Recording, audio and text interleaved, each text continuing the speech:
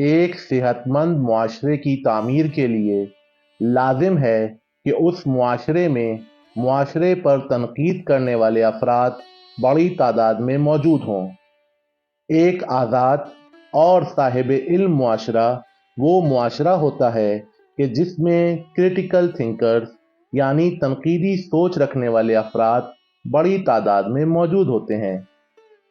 ہمارے معاشرے کی زبوحالی کی کئی وجوہات میں سے ایک وجہ یہ بھی ہے کہ ہمارے یہاں تنقید کرنے والوں کو اور معاشرے کی برائیاں گنوانے والوں کو اچھا نہیں سمجھا جاتا، اور خود ساختہ قسم کی مثبت گفتگو کرنے والوں کو قدر کی نگاہ سے دیکھا جاتا ہے۔ معاشرے کے ساتھ چلنے والوں کو اچھا سمجھا جاتا ہے اور معاشرے سے ہٹ کے چلنے والوں کو برا سمجھا جاتا ہے۔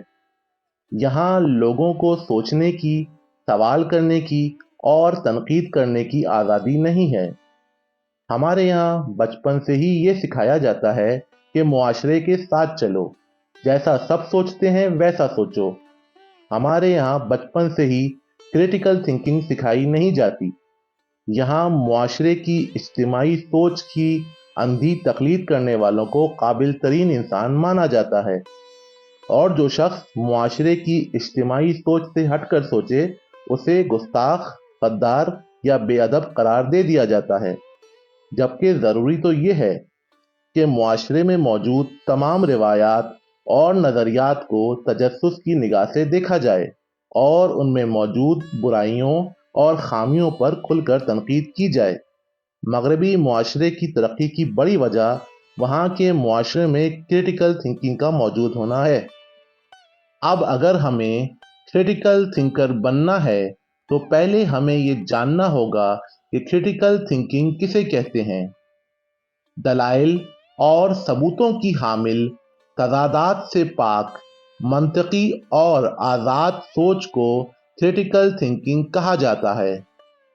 ہمیں اگر اپنے اندر کریٹیکل تھنکنگ کو پیدا کرنا ہے تو ہمیں ہر قسم کی اندھی تقلید کو ترک کرنا ہوگا اور معاشرے میں موجود تمام نظریات اور روایات کا اثر نو تنقیدی جائزہ لینا ہوگا۔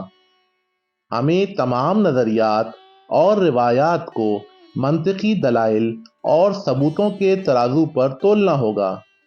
جس روایت یا نظریے کے حق میں کوئی منطقی دلیل یا ثبوت موجود نہیں ہے اسے ترک کر دینا ہوگا۔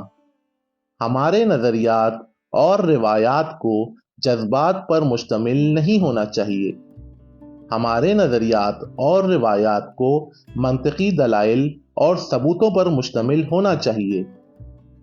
ہمیں معاشرے میں موجود مسائل اور برائیوں کو تلاش کر کے منطقی دلائل اور ثبوتوں کے ساتھ دنیا کے سامنے پیش کرنا ہوگا۔